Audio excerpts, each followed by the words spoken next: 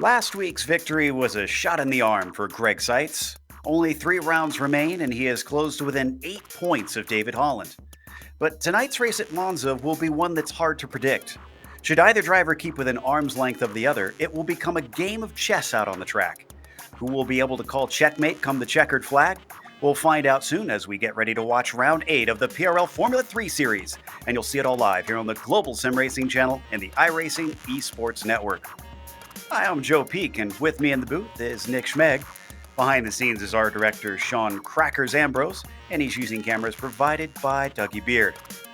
Monza stands tall among the pantheon of racing circuits, being the third oldest purpose-built racing circuit in the world and still being used to this day. It is steeped in history. To find out more about it, let's head down to our track guide.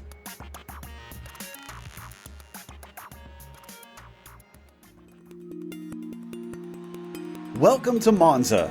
This track has a major place in racing history, not just for the legendary races, names, and cars that have been here, but because it was the third purpose-built car racing circuit in the world. It's often discussed and reverenced among fans, and especially by Italians who have nicknamed it the Temple of Speed. In fact, the Ferrari fans here are so famous for their devotion that they have been dubbed the Tifosi and never fail to show up in droves. While the real world offers only 3 feasible layouts to race on due to safety, in iRacing, the inclusion of the oval and the lack of safety concerns gives it a stunning 9 versions drivers can choose from. The modern GP layout is of course the most well-known, with its long history of hosting the Italian Grand Prix.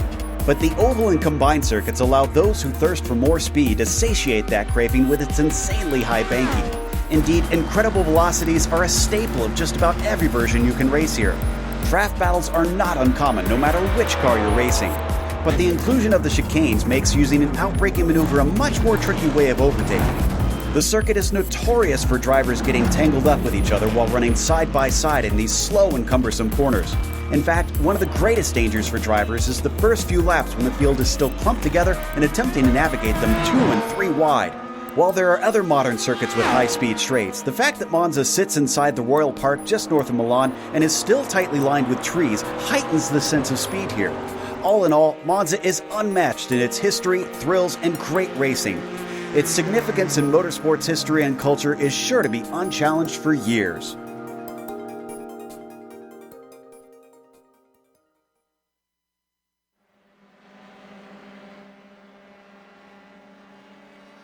Really is picturesque throughout this circuit. As I said, it is in the middle of a park, and well, Nick, I'm afraid that our drivers will not have time to just sit by and smell the flowers today. Why don't you tell us about what the GP circuit is like here? Yeah, they certainly won't. Like you said, this track, very historic, and it still gets used, hosts the Italian Grand Prix in Formula One, and its fair share of sports car racing as well.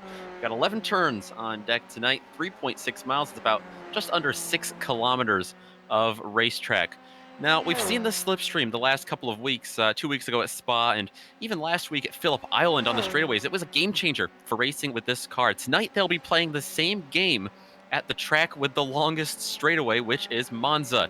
Now, to live up to the nickname, the Temple of Speed, and to get as much speed as possible out of these F3 cars, drivers first have to become great engineers, because the mechanical grip is really rewarded here by the few intense series of chicanes and corners that are here. But, of course, downforce is the last thing you need on the long straightaways here for passing. So watch for that to be a deciding factor in tonight's race. But other than that, Joe, very exciting track, very historic, and sure to put on a good show tonight. Absolutely. And we are putting this show on because of NinjaTrader. Ready to compete against the financial markets, supporting over 60,000 users across the globe, NinjaTrader provides award-winning trading software and brokerage services. NinjaTrader is always free to use for advanced charting, backtesting, and trade simulation. Visit ninjatrader.com to get started with a risk-free trading simulator and start tracking your performance. Today's broadcast is also proudly sponsored by ButtKicker. ButtKicker products add an incredible immersion and realism to any game. Feel every nuance and truly put yourself in the driver's seat. Check them out at thebuttkicker.com.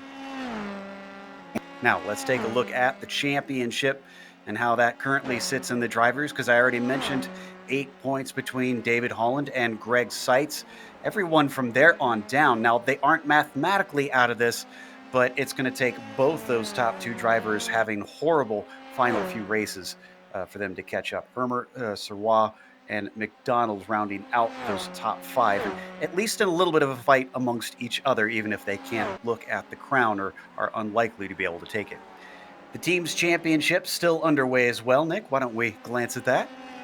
Yeah, this is a rivalry between Rust Racing Iron and Vantage Azuro that we've been watching all season long. It might be getting settled down though, Joe, because last week Rust Racing Iron with Greg Seitz and Sam Hermer had that fantastic front row lockout, a 1-2 finish at Phillip Island, and David Holland, for the first time this season, finds himself back in third.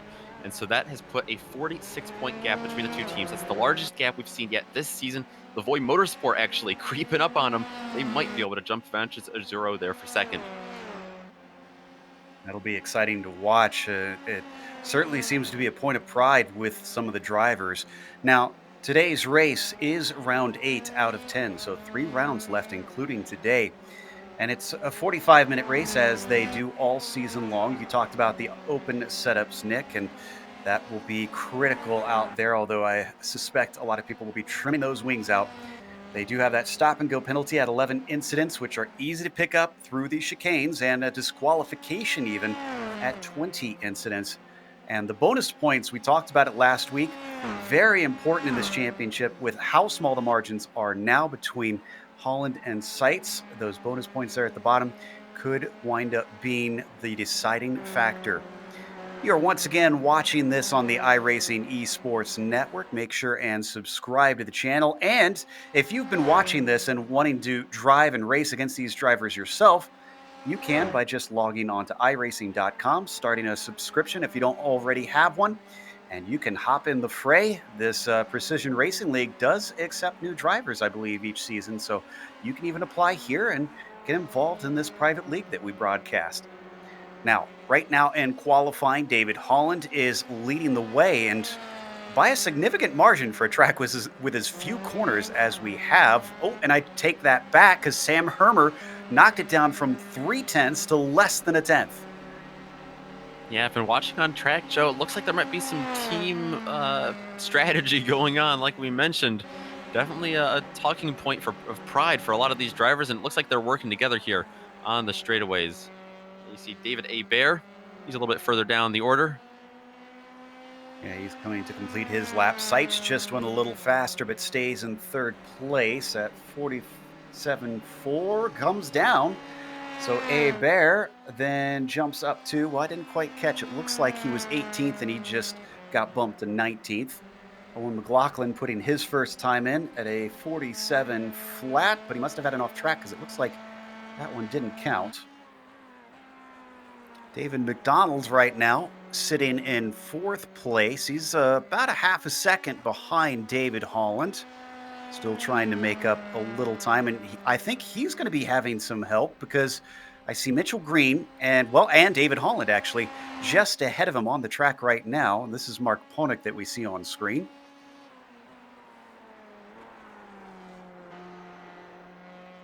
This might be a quick one for the number 6 car.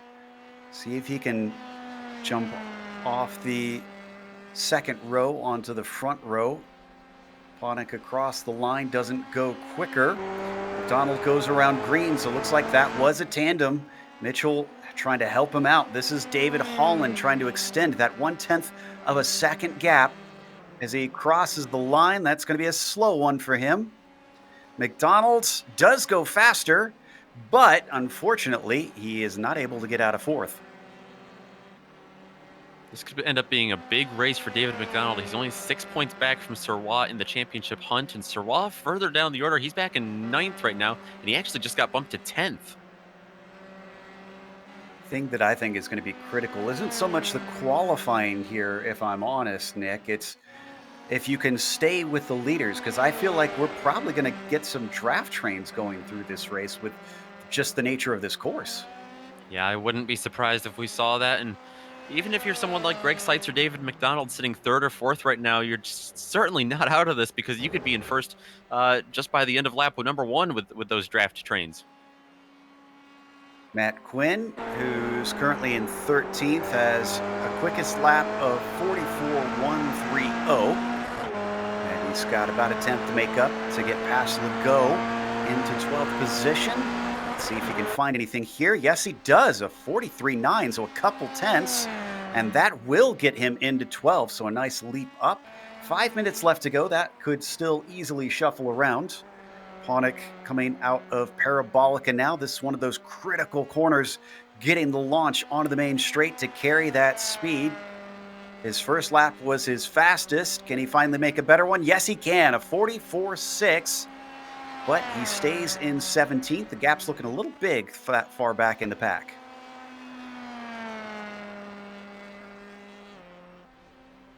Holland not going to go faster. I believe Seitz is going to follow him. He's got some help. Kevin Santana's in front of him right now as Greg Seitz comes down to the line. That 43 flat stays put. He had an off track somewhere. McDonald, same situation. I just watched him cross the line, and that was a non-lap for him. This is Andy Spicer giving a tow to Sam Hermer in second place. What Sam got? Oh, not a quicker lap for him. The number 11 still looking for that magic 1/10 to get up to our pole sitter. And that pole is important, I guess, in the sense that there's that one of those bonus points that we were talking about earlier, Nick. Yeah, and especially when you've got only 8 points separating Seitz and Holland, that would be 9 points after that if Holland can hang on to that. And every little point here matters as we get down to the end of the season. Seitz trying his hardest to close that gap in, but right now he's back in third place and he's pretty far away from that one bonus point, let alone the championship. Watching Don Lee on the screen. He's in 15th position. Driver from Illinois out and around Parabolica.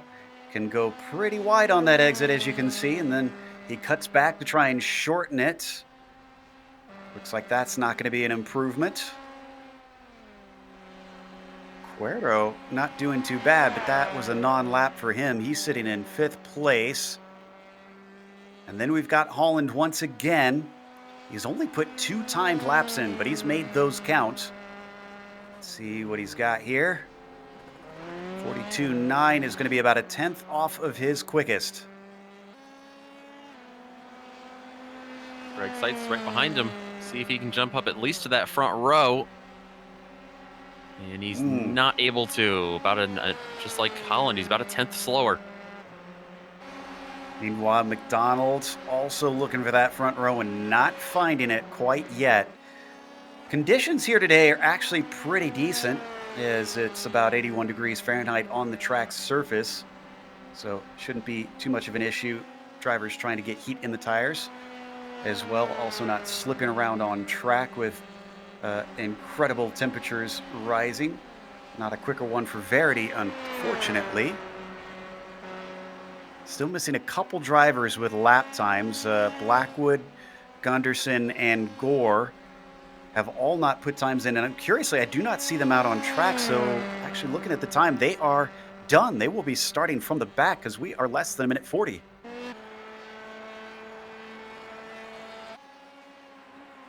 Yeah, it's a pretty long lap around here. Almost 2 minutes. About minute 40 for the leaders. Can report that Kevin Santana had a wreck, so his qualifying is done. So that's it for his day here on the grid. Cuero down into the timing line, going to get another non-lap. Looks like off-tracks really will be a concern today because here in qualifying, they're already struggling with it. Imagine trying to stay under 11 during a 40-minute race. David Holland is confident enough that he doesn't need to continue on, even though he could have started another lap. Kranefuss and the number 55 stays put. Gaillon and Legault going to follow across the line along with Serrois. Serrois struggling today, all the way down in 9th, despite running in the top 5 in points.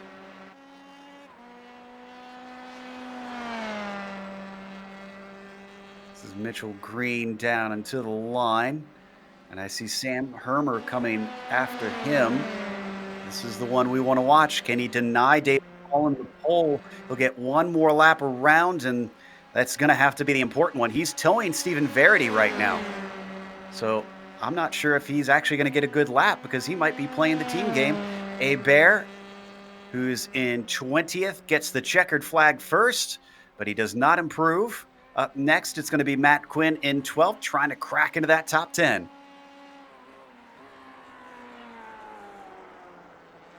It's just a couple tenths outside of it. Parabolica, you can take that turn so many different lines through there. And it looks like Quinn's going to head to the pits. What about Cuero inside of row 3, looking for the top 2 rows? The 43.396 stays where it is, as that lap wasn't quicker. Ponick up next. He also is done with that lap. Not happy with how that's going. Abandons it. Greg Seitz next. He still is within range. It is only 1/10, exactly 1/10 between himself and David Holland. These critical points, looking for that bonus as he comes down towards the line. What's it going to be? It's not going to be a lap because he's also going to abandon it. So he's going to settle starting directly behind his rival. Gaillon coming next. He's not going to improve. And it looks like Serrois won't either. Very much a standstill. Sorry, go ahead. Yeah, it seems like a lot of these drivers set their fastest lap times early in qualifying. I wonder if the conditions changed at all from the very beginning. We just missed because didn't quite take a glance at it, unfortunately.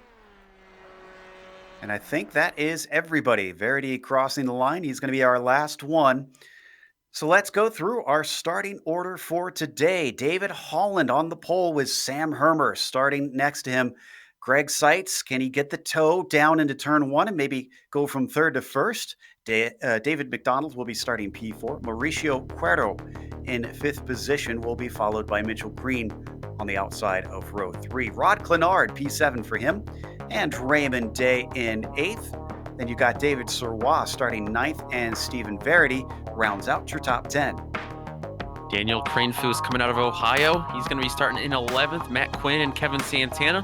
That'll be rounding out the Baker's dozen here to start the race. Olivier Legault in 14th, and Don Lee will be rounding out the top 15, starting alongside Alex Gaillon in row number 8. Behind them is going to be Sheldon Rosenbaum and Mark Ponick. Wasn't quite able to improve there late in qualifying. Andy Spicer and David Hebert is going to follow, and that'll round out the top 20.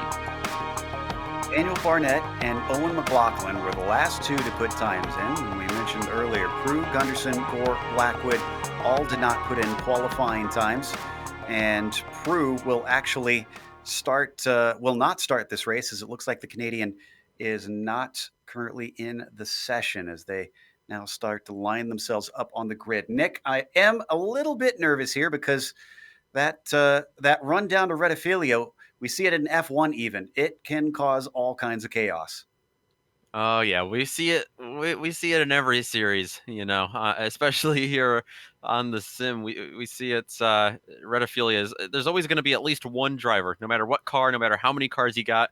There's always going to be one that either has to shoot through the escape right there that goes straight, or they're just going to get turned around, and we'll see. Hopefully, no one gets too much damage from that today. Yeah, don't want to see any pieces flying as they come down into the first corner. You can see how long the run is because that's not even fully into the corner there from that camera angle.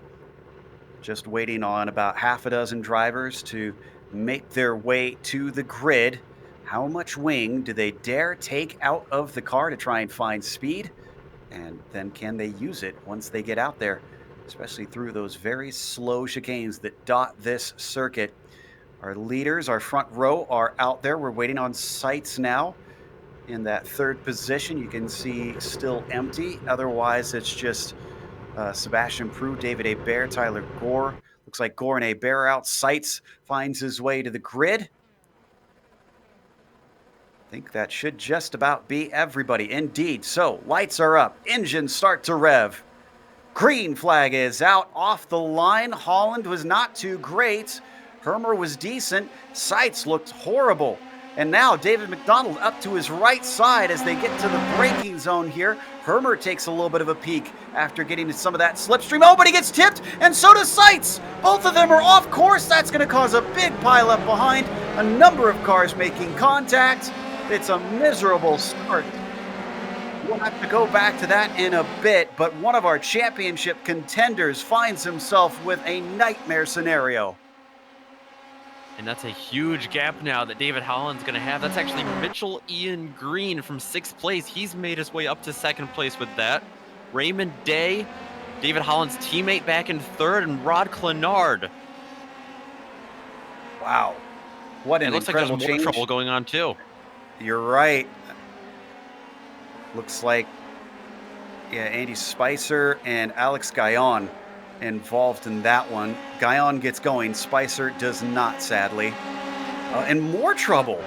Legault had an issue, and I didn't quite catch the other car, but into the first Lesmo, we've got, 6 or 7 cars that are sitting in pit lane, and we haven't finished lap 1. Yeah, that's unbelievable. We mentioned Rettifilio always catches one person out. We didn't ever expect De La Rocha and the Lesmos to be that damaging and that punishing on these cars, but it has shaken up the order completely from where it started off. Wow.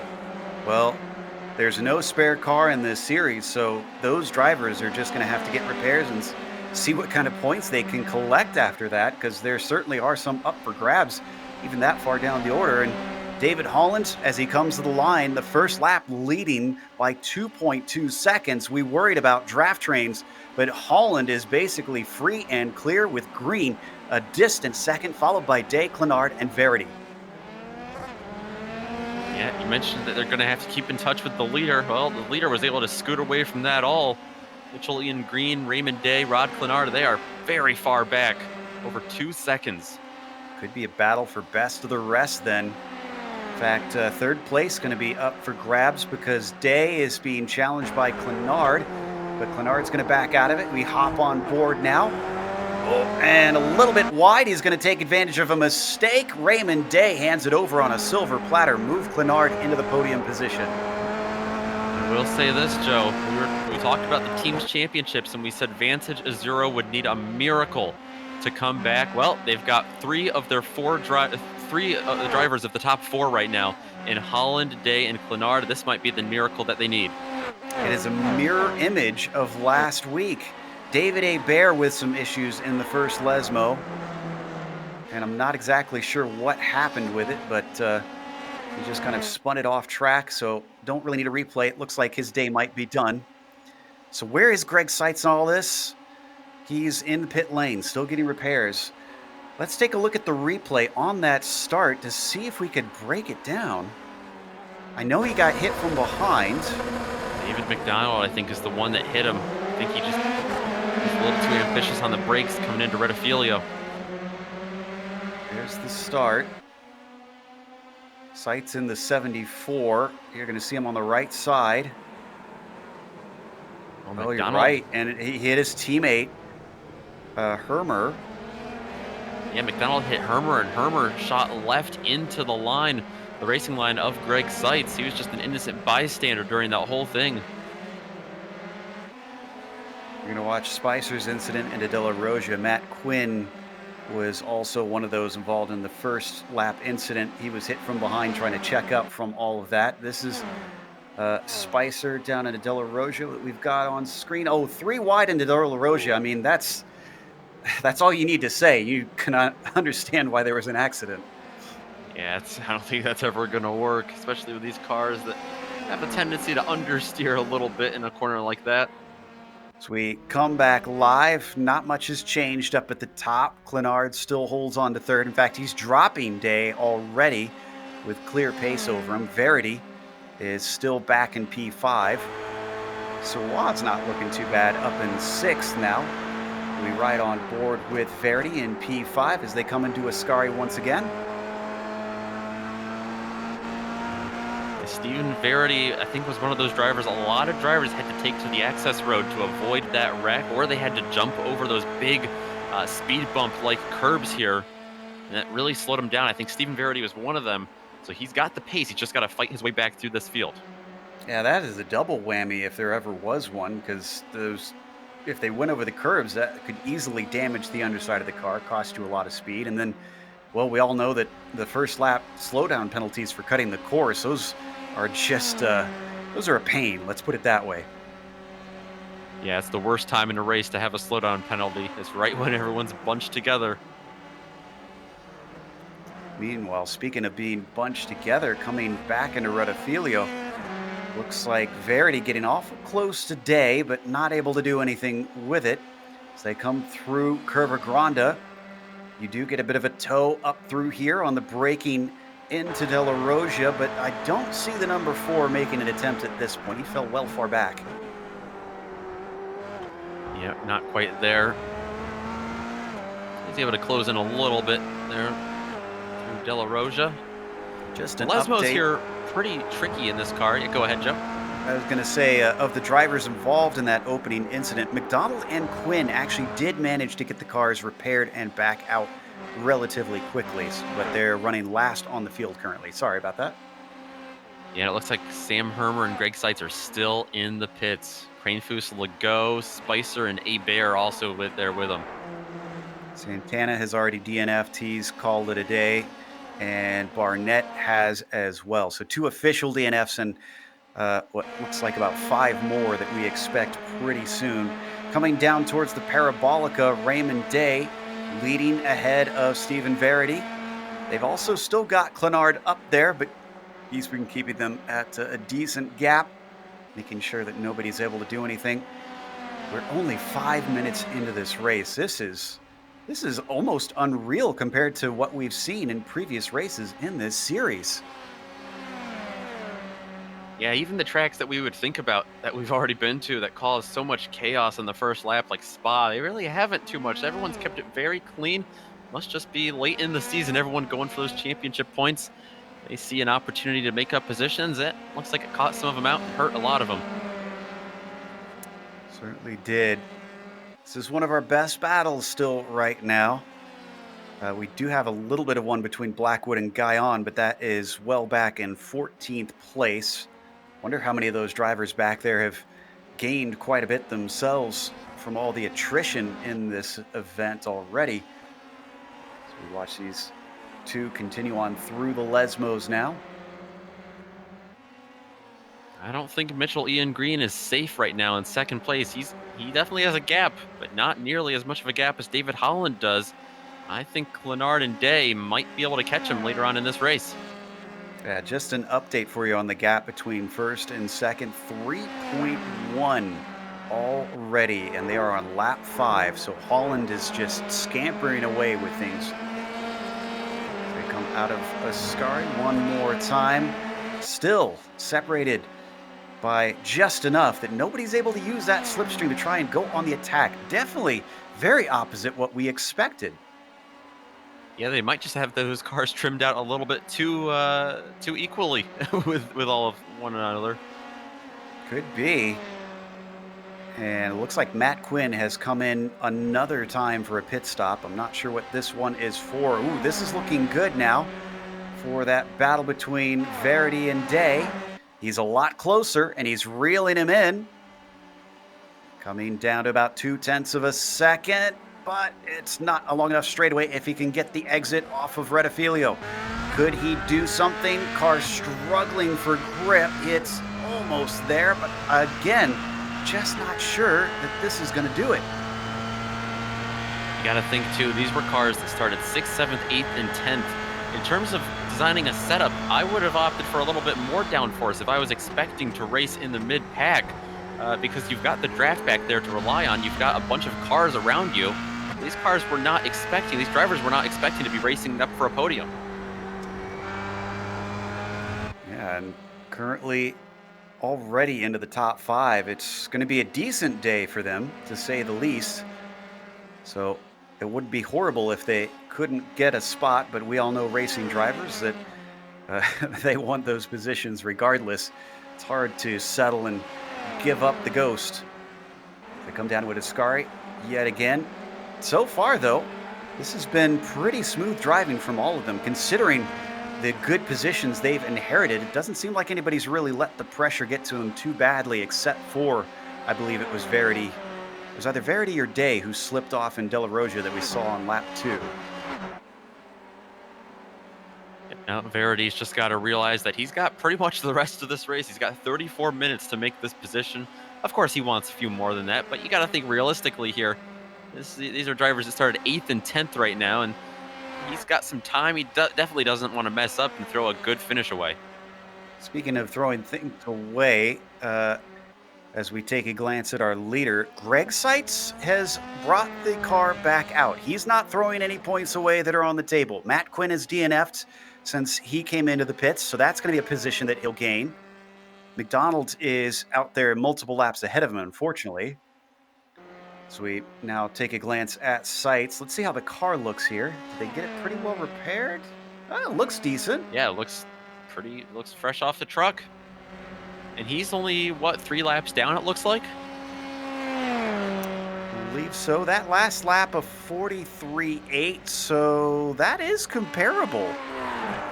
So I think they got that thing brand spanking new now. Because that's not a bad time. If he can keep that up, then at least it'll be unlikely that he'll lose any more positions. Looks like Rust Racing Iron has some pretty skilled mechanics back in the paddock.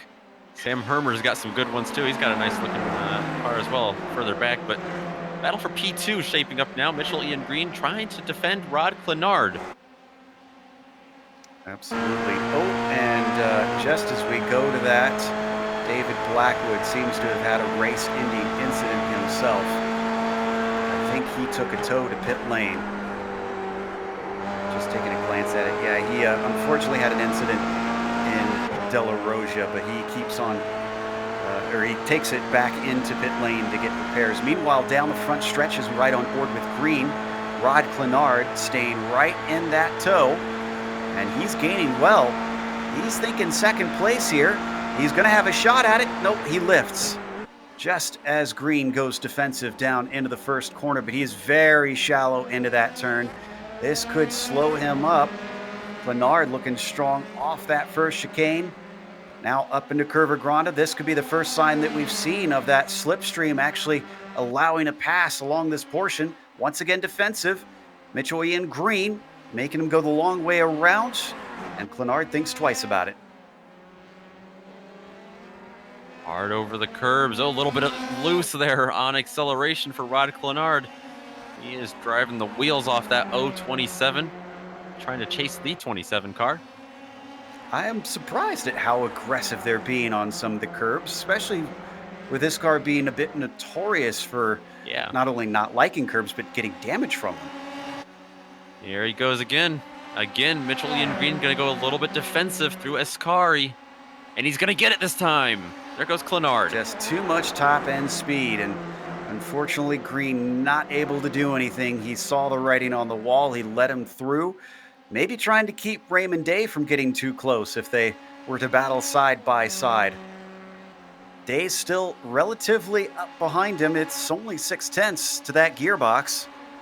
Wonder if that's going to be enough for him as well to get a tow onto the front stretch. This will be the deciding factor coming out of Parabolica. So we're getting close to a third through this race now. Looks like Green might actually have something back for Clenard potentially if he wants to be aggressive, and Clenard knows it. He at first goes defensive, then comes back to the racing line. Everybody accordions together. They're all going to stay in position. We've got a train of 4 now. This is all for P2. Clenard at the head of it, Green in second, Day in fourth, and Stephen Verity in fifth. Last one on the train.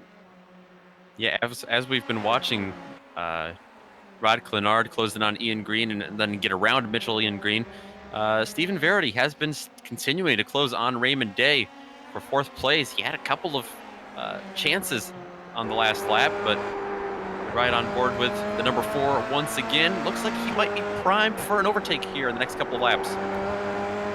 He's certainly got a great view of everything, especially if things do erupt once again in front of him. Speaking of which, Well, I thought Green had a run. It looked like he had a run on Clenard, and then I think I saw a lift out of him. So is Green maybe trying to play the long game that we were expecting earlier? And that could come into play since they have pit stops, because we haven't talked about anybody who does use the draft well, Nick. Could they be playing fuel games? They certainly could be. Drivers like Stephen Verity could be able to jump Raymond Day. Certainly a thirsty track. Someone like Rod Clenard is going to be using a lot more, burning off a lot more fuel here than someone sitting back in the slipstream. Clenard did not get the best of runs onto the pit straight. He hovers right in the middle of the track. The 27 comes all the way to left. He doesn't go into the slipstream. Behind them, Verity with a good shot at Day. Day also going to go defensive. We see the over-under move. Verity getting on the power quite well. Look at this. He is less than a car length back as we ride on board. We could be closing up too fast, though.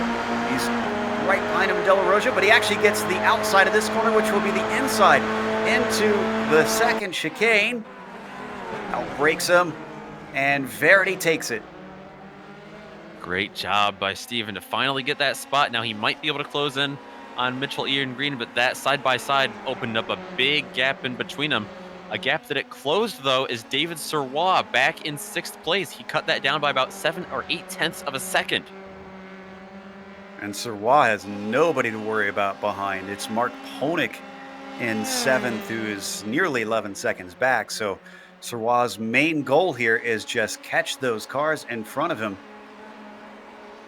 Ponick is one who actually he might be our hard charger today, starting 18th and up to 7th right now.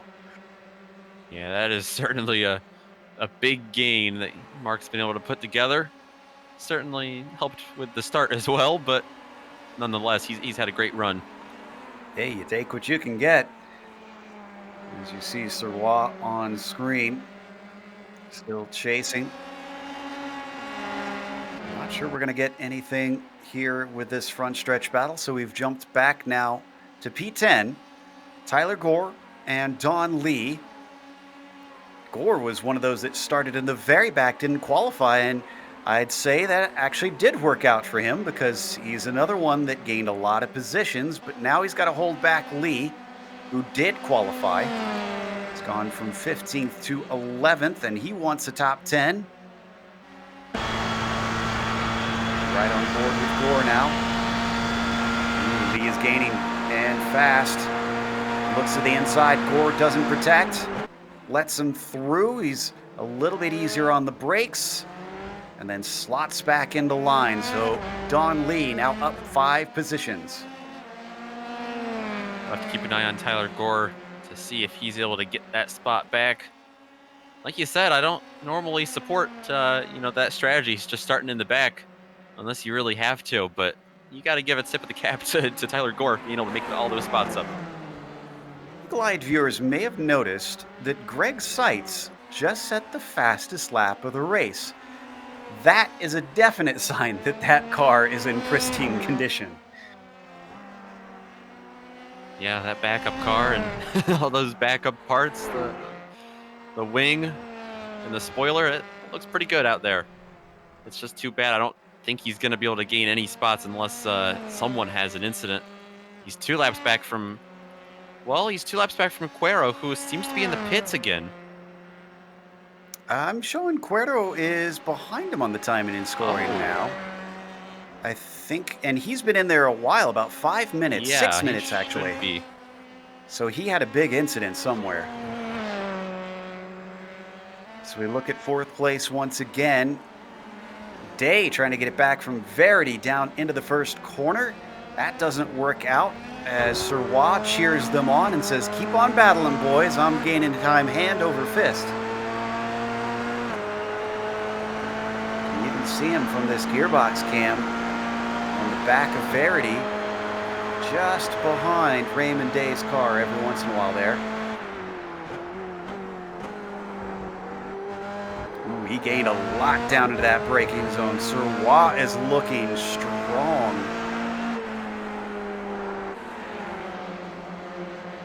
through the Lesmos at this point. It's a decent exit off of a corner that all David needs, and he could do something. Day now under threat as he's farther away from Verity ahead of him than he is Serrois behind him. Flying down under the old oval into Ascari, getting onto the binders, and once again, David on the corner entry, gaining all sorts of time. This used to be this actually used to be a gap that was over 2 seconds apart. Serrois has charged forward quickly and pretty forcefully. Now you see Raymond Day. He's going to be going to the inside here to try to defend a little bit. Well, maybe he'll be defending here on the straightaway. They get through Parabolica. I think this is close enough. The way Yeah, that David's been. He's about 4 car lengths back. It's 0.3 of a second. He's reeling him in now. That top end speed of the 19 is actually very good today. Takes a little bit of a think about it. Then decides, oh, and that's a spin in front of him. That is Verity, handing 2 positions back in the flash of an eye. Let's look at the replay, see what happened here. Did he touch the grass or did he just send it in too hot? I think he just looped it. Yeah, looks like it. It's almost a calm spin the way the car came to a halt there. There wasn't much drama to it. Yeah. The 4 settles back into 6th. It didn't really snap at all. Just kind of kept on turning. Oh, and we are going to have another spot for Greg Seitz, apparently, because Gaillon, as we take a look at the battle for second, Alex Gaillon is into the pits for some reason. Unless, actually, you know what? This might be a scheduled stop. We've gone through enough racing. Take tires. Well, So much unless his pit crew is that slow, I don't know if he can get 6 minutes in his box. Yeah, that would be drastic. So much had been going on. I forgot that we had scheduled pit stops coming at some point here. Drivers now into that window very safely.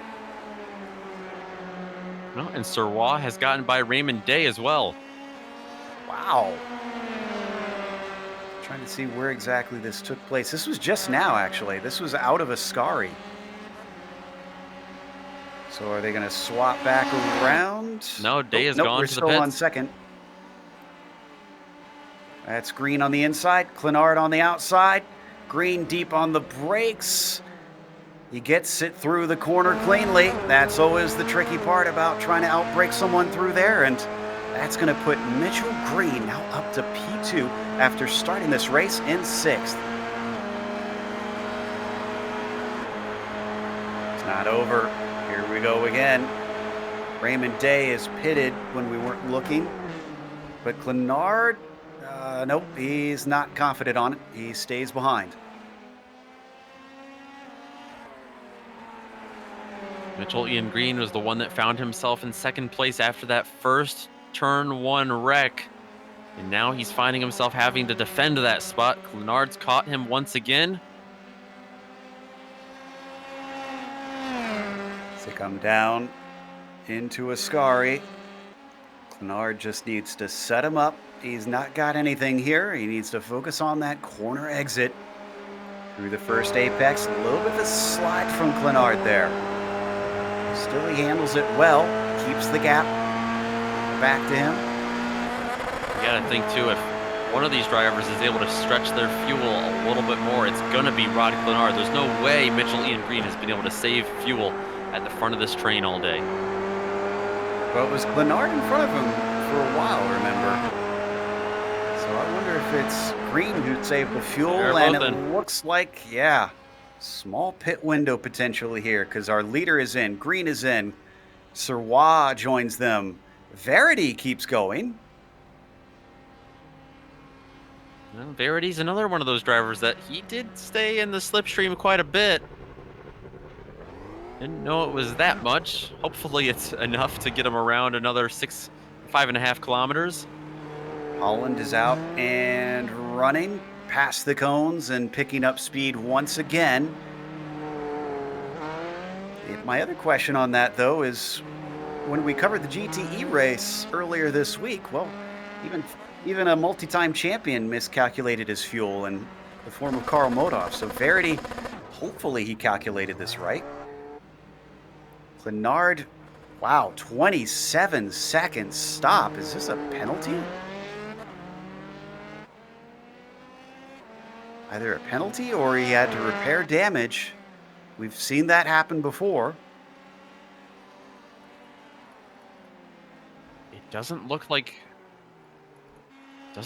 he was speeding at all. Guessing it's damage then. Verity is the only one to be able to make it to lap 16 before pitting in. Hopefully, at least. He's got a little ways to go here, but the car is still looking strong. He's not tiptoeing. New Yorker comes down to Parabolica. As long as it doesn't sputter on his way into the pits, he is good. Will it gain him some positions, though? Down and around that final 180-degree corner onto the front stretch, and he is pitting in. I'm wondering if Clenard's stop was longer, or maybe he jumped one of those curbs, one of those speed bumps at the start of that race. Maybe he had a little bit of floor damage that was required. That's a good point. Holland is coming past the pit entry now, so going to easily jump Verity. That's no surprise. What about Green? Will he be able to catch Verity still in his stall? Nope, Green is going to easily get by. Serrois starting to come up to him. I'm pretty sure Serrois also has the pace that he needs. Goes by Verity. Day goes by Verity, and it doesn't work out for any of them. Yeah, it just made things worse for Verity as he was trying to come back through the field with after that little spin he had right there through Rettifilio. It's going to be an even bigger gap now up to Raymond Day and everyone else up there. Driver we haven't put the cameras on yet that's also having a good time is Sheldon Rosenbaum, qualified 17th. He is up to 7th, and because of Clenard's penalty, he's actually within 4.5 seconds, which is much closer than what he had before. Right behind him, might have a little bit of a battle behind him going on between some teammates. Matthew Gunderson and Tyler Gore. And those two are the ones that did not qualify as well. Ooh, almost into the back of him. Gore really having to get on the brakes. And Don Lee now in the fray along with Mark Honig. Yeah, all of a sudden these drivers who have all pit, they've got a good battle going on. Honig had another long stop. He had a 21-second pit stop. I think what Rod had. What's most incredible here is out of 25 starters, only 14 are left on the lead lap currently. We've still got 16 minutes left to go. And a track with a lap this long, not typically known for traffic. Goes to show the pace of David Holland as well, who still has a 7.5 second lead. That's the biggest it's been all race long.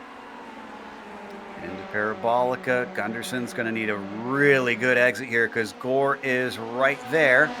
In fact, Gore might have given him the respite that he needed because that didn't look like a good corner for the number 7. He still gets the slipstream as they come up towards the braking zone. Keeping off the inside, Gunderson forcing him the long way around, and he almost forces him off the track as well as Gore just barely had enough room, and unfortunately for him, he ends the battle on his own terms as he spins out and falls behind McLaughlin and Ponick as well as Lee. That right foot, a little too heavy there for Tyler, getting out of Rettifilio.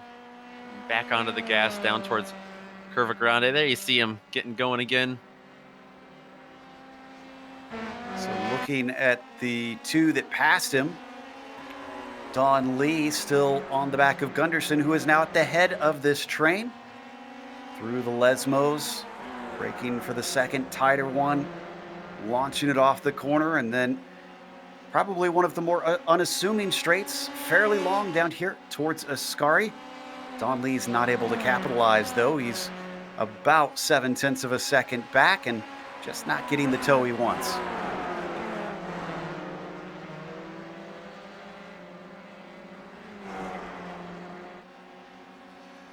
An update on Greg Seitz for fans. He's currently up to 15th.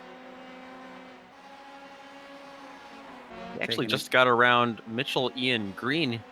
Obviously not for position, as Mitchell Ian Green finds himself in second place, but he's got 8 seconds ahead, I guess, to David Holland. He might be able to get one of those laps back by himself.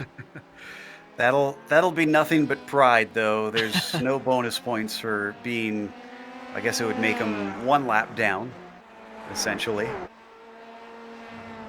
In fact, I'm doing some quick research to see what this will do to the points.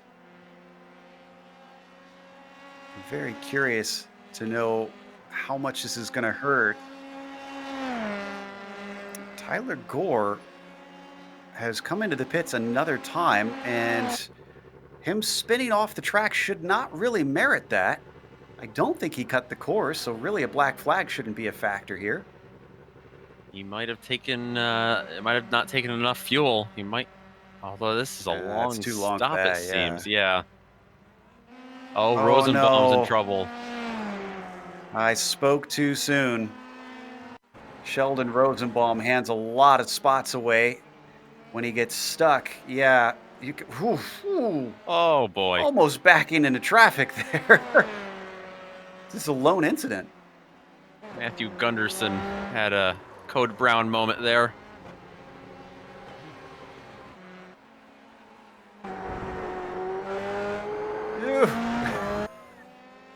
Yeah, that's where you're just praying that the driver does not back up anymore. Thankfully, it did not cause an accident. He kept it off the track. So information, 15th gives you 16 points, whereas the win, before we get to bonus points, is 35. We already know that Holland got the pole, so 36 points today that we are sure of. Well, I shouldn't say sure of for the win quite yet, but if he wins, that is 36 points today for David Holland.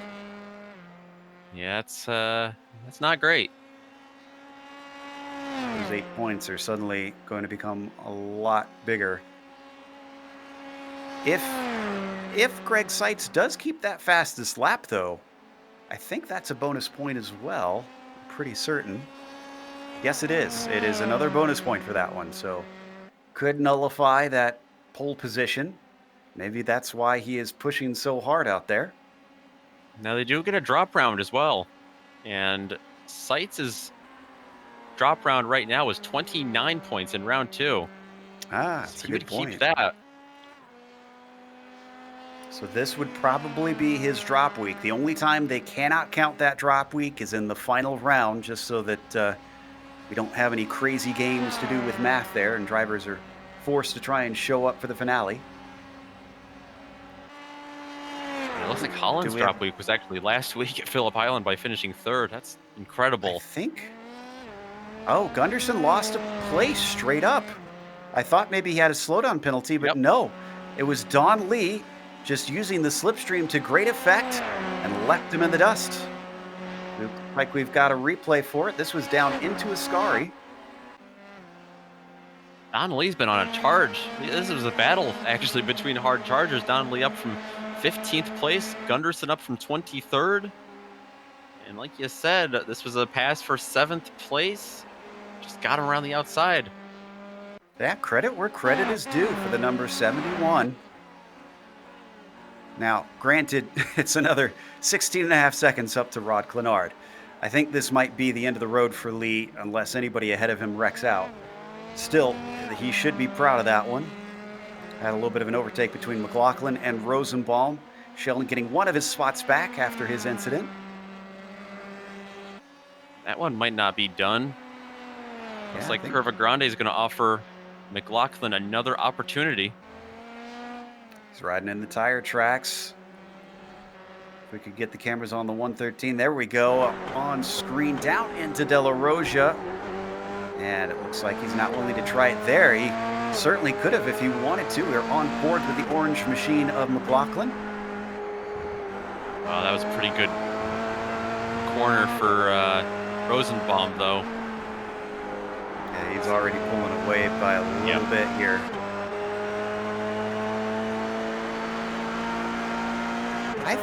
I almost wonder, does Gunderson have some sort of damage here?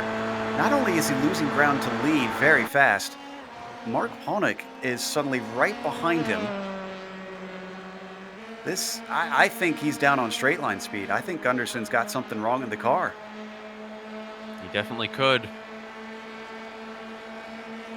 So you're right, that's a hard charge quickly coming up from Honig right behind him. See what the difference is in speed as Honig rides in the slipstream. That right there is going to help him. Closes in. Gunderson just putting it at smack dab in the middle of the track. Now that he's inside, he comes down to the racing line. Honig smooth on the brakes, and he is going to take it.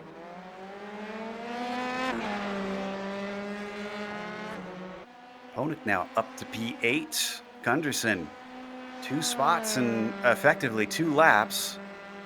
He is in 9th. Could this be a boon for Sheldon Rosenbaum, who is now left behind McLaughlin? Rosenbaum has about 3.7 seconds to make up to Gunderson. Yeah, he could, especially if Gunderson's got an issue that we can't see cosmetically. If he is off the pace that much, and he's already fallen off Mark Honig's pace significantly, that's already a 1.5 second gap. Have to keep an eye on Rosenbaum. Gunderson last time by a 45.7.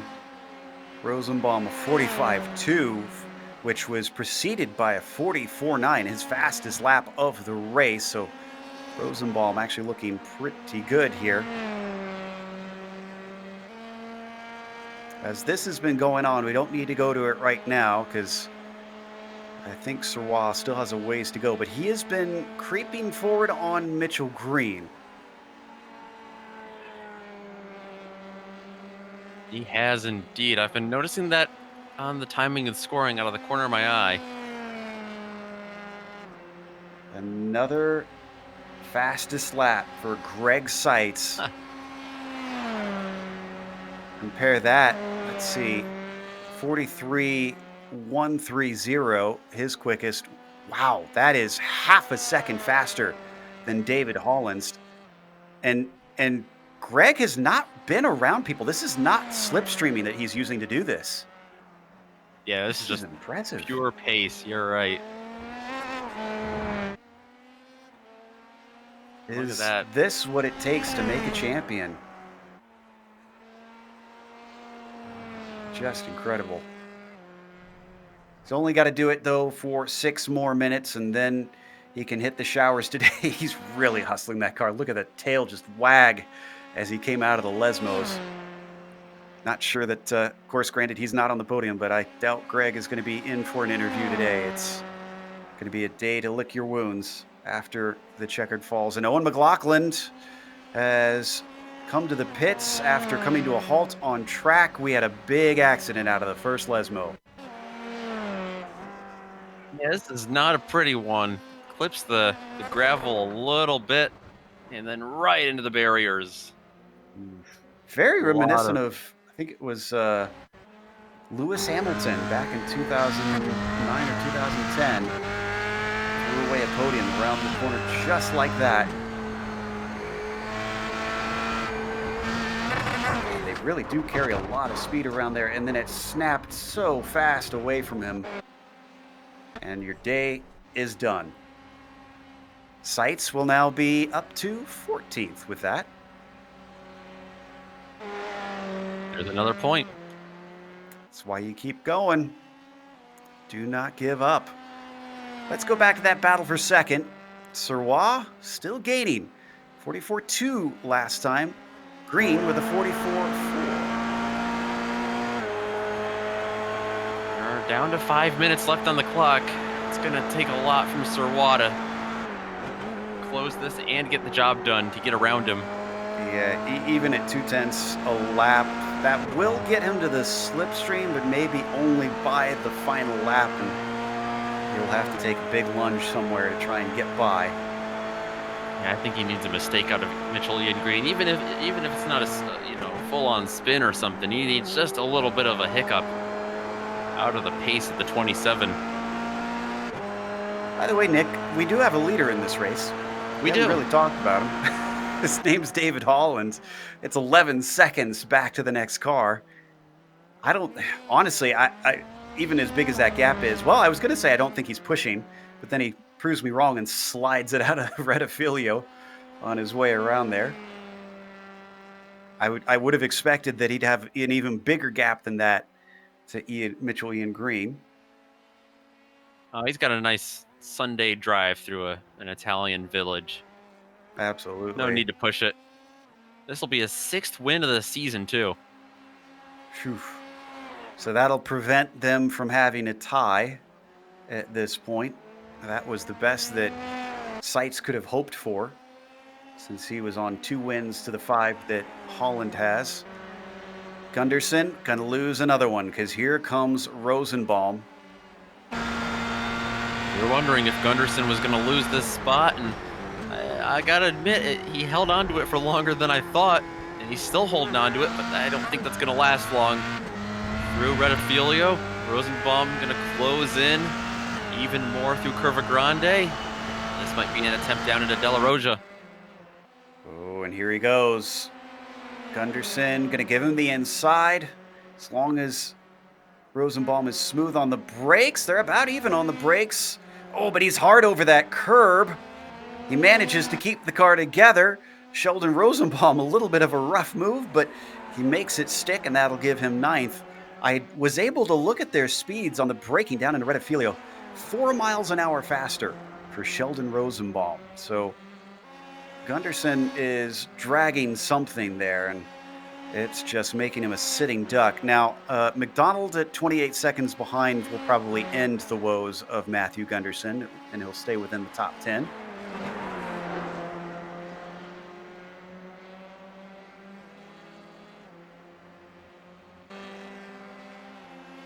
They work their way down towards Parabolica. Let's see, 2 minutes left. We're going to get the white flag next time by for David Holland up at the front of the field. And Mitchell Ian Green has responded to Serwa. It is 1.5 seconds now, so the gap has increased mildly. Yeah, it's a long shot for David Serwa to get that second spot, but he's still coming. Oh, yeah. Oh, wow. I guess this is where he is strong on the lap. It's down to 1.1, 1.0 now. With that white flag, does David have enough to get within the toe and try and challenge Mitchell? Is he willing to risk that, or will he settle for 3rd place? I wonder if Serwa's got a little more downforce to get himself so quickly through the Lesmos. That could be. That would explain it. Why we saw the gap a little bit higher before. And it'll be really telling down this front stretch. White flag waves for our leader as he crosses the line. Keep in mind, these drivers do not have that full front stretch to finish. The finish line is almost immediately after the pit entry.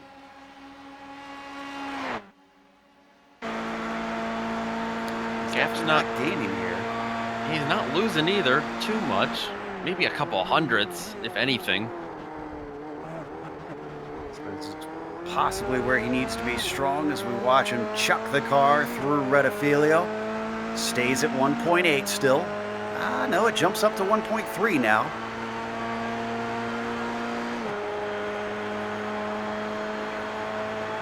Either way, I don't think it's going to be enough on this last lap. Oh, and Gunderson got back by Rosenbaum. He did. Huh. Checking to see where this happened. Oh, I think he got a slowdown penalty. potentially off of well, somewhere. He slowed down on his way out of the second Lesmo, and he didn't seem to go wide out of that corner. So I'm not exactly sure. We're not gonna get a replay of it for now because we've got to go to David Holland. I said it was a nightmare for sights, but this is a dream. It was described as a waltz through an Italian neighborhood by Nick. Well, it's even in an Italian car. This Dallara has been absolutely beautiful for David Holland today. Victory here at Monza, his 6th of the season. I think Mitchell Green's going to hold off Serrois here. And indeed, a nice second place from 6th on the grid, and Serrois on the podium from 9th. I think our next good battle is going to be jumping back to 9th place between Gunderson and Rosenbaum. Gunderson's still out in front. Maybe Rosenbaum isn't going to have the opportunity. He closes in through Ascari, but he's going to need a big lunge to get there. I don't think he's going to have it here. Yeah, I don't think this is going to happen, unfortunately. Now, I noticed that they were battling for 10th before, I'm pretty sure. So something, I think, happened to Tyler Gore, who suddenly is in 12th position.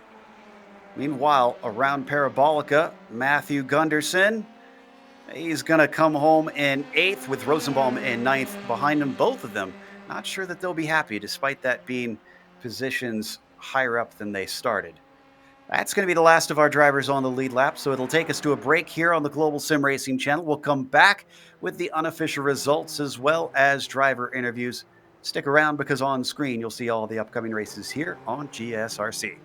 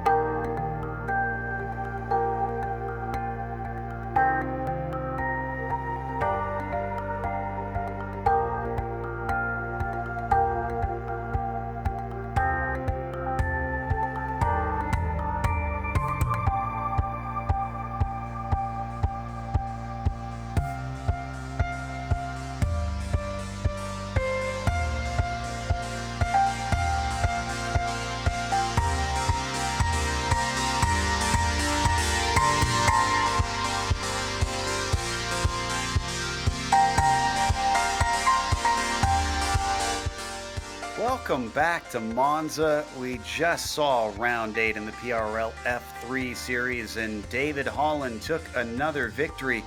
Instead of this one being a close fight like we expected between him and Seitz, Seitz got taken out on the first lap. Holland was ahead of the melee and just ran away with everything.